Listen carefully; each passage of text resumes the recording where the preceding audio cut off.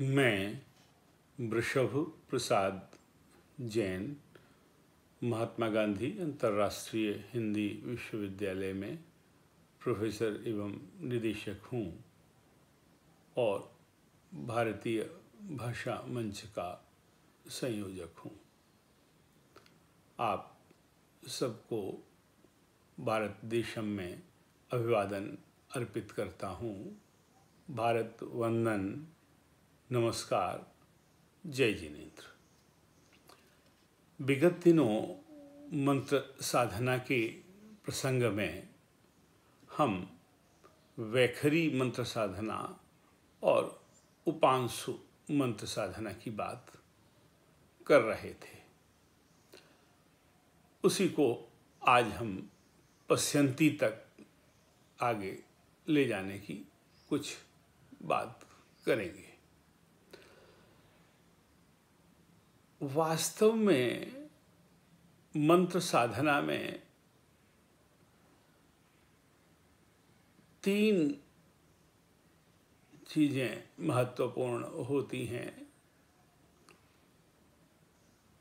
एक तो मंत्र का स्वर, अर्थात आप उच्चारण जिस स्वर में कर रहे हों वह स्वर कैसा हो।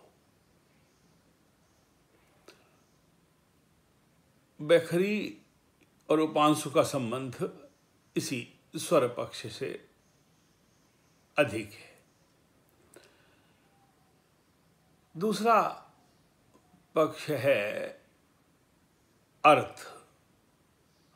आप जिस मंत्र से साधना कर रहे हैं वह उस मंत्र की जो वाक्य रचना है या उस मंत्र के जो घटक हैं वे किस अर्थ को कह रहे हैं, ये दूसरा पक्ष। और एक तीसरा पक्ष है इस पूरी जो स्वर और अर्थ की साधना है, यह करते समय हमारा भाव कैसा हो रहा है। भाव को जागृत करना, अर्थ को जागृत करना, स्वर को जागृत करना। बात इतनी ही नहीं, जो सबसे महत्व की है वो ये कि ये जो त्रिकोण है या ये जो त्रिभुज है या ये जो 3 बिंदु हैं, इन तीनों बिंदुओं की साधना के माध्यम से आत्मा की जो अनंत शक्ति है उसे जागृत करना यह मंत्र का काम है। हमने बात प्रारंभ की थी वैखरी से और हमने कहा था कि गृहस्थ साधक को वैखरी का प्रयोग अवश्य करना चाहिए, तभी उसके जीवन में उसे मंत्र साधना के फल मिलते हैं। वैखरी के बिना वो सीधे उपांशु में या भाव में, पश्यंती में या मानस जाप में जाना चाहता है या वैसा करना चाहता है जिसकी उसके पास शक्ति नहीं है, वो साधु साधक के लिए हैं। तो इसलिए गृहस्थ साधक को जब भी वह संकट में है या उसका परिवार संकट में है या उसका परिकर संकट में है, संकट में न भी हो तो भी उसे अपनी साधना, क्योंकि उसका संसार के साथ राग का संबंध होता है, संसार के साथ द्वेष का संबंध होता है, संसार के साथ मोह का संबंध होता है और वो बिना वैखरी साधना के टूटता नहीं। इसलिए उसे अपनी साधना का प्रारंभ वैखरी से ही करना चाहिए और धीरे धीरे आगे उपांशु और पश्यंती के ऊपर तरफ बढ़ने का यत्न भी करते रहना चाहिए। और जब आप वैखरी से साधना करते हैं तो धीरे धीरे अपने आप वह यत्न आपके भीतर होने लगता है। आप करते नहीं हैं, होने लगता है। तो अब वैखरी में हम क्या करते हैं? वैखरी के लिए दो बातें महत्वपूर्ण हैं जो पहले बातें बताई, उनके अतिरिक्त एक है स्फुटायाम वाची। वैखरी और दूसरा है व्यक्तायाम वाची। वैखरी में जिन ध्वनियों को हम प्रयोग में ला रहे हैं या मंत्र का साधन बना रहे हैं, वे ध्वनियां बहुत स्पष्ट अर्थात व्यक्त रूप में और बहुत स्फुट रूप में, बहुत साफ साफ प्रकटित रूप में उच्चरित होनी चाहिए, ताकि उन्हें आप भी पहचान सकें और जो सामने वाला यदि उस जाप को सुन रहा है या उस मंत्र के उच्चारण को सुन रहा है तो वह भी उसे एक एक ध्वनि को वह पहचान कर उसके साथ जुड़ सके। ये दो बातें महत्वपूर्ण हैं। एक तीसरी और महत्वपूर्ण बात है कि वैखरी जो शब्द है विशेषण खम राति, अर्थात जो विशेष रूप से, खम का मतलब आकाश को, राति जागृत करता है, समर्पित होता है। तो इस पूरे का भाव क्या निकला कि आपका उच्चारण ऐसी विशिष्टता के साथ आप करते हैं कि आकाश भी आपके उच्चारण से जागृत हो जाए।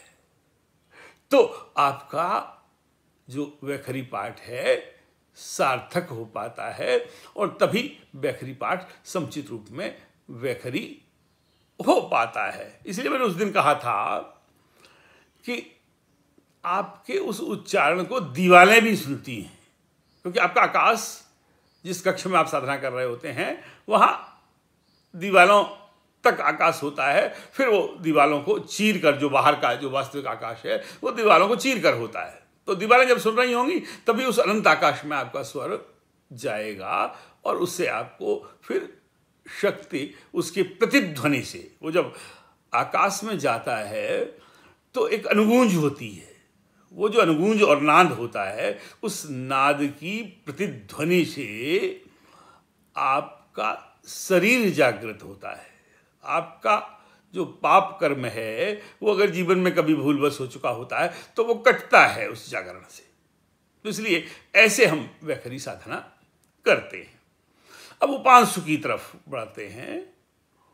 उपांशु में हम क्या करते हैं कि हम जो साधना करते हैं उसमें, उसके बारे में, उपांशु के शब्द के बारे में भी थोड़ा विचार करें।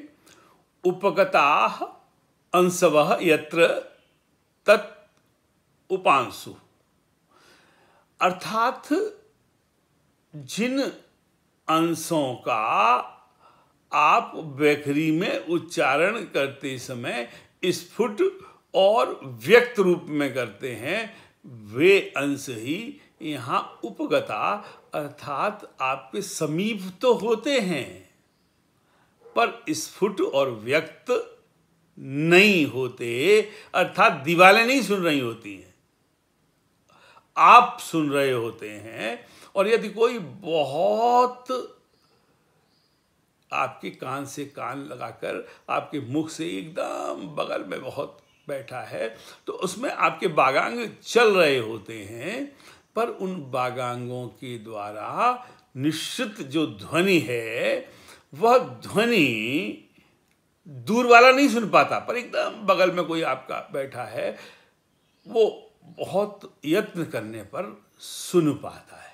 तो वस्तुतः उसके उच्चारण को आप स्वयं सुन रहे होते हैं, पर सारे बांगांगों में अर्थात उनके उच्चारण में लगने वाले जितने आपके शरीर के अंग हैं उन सब में निरंतर उच्चारण के लिए किया जाने वाला यत्न हो रहा होता है, अर्थात हलन चलन हो रही होती है, पर स्वर में स्थिरता भी होती है, स्वर में कंपन नहीं होता।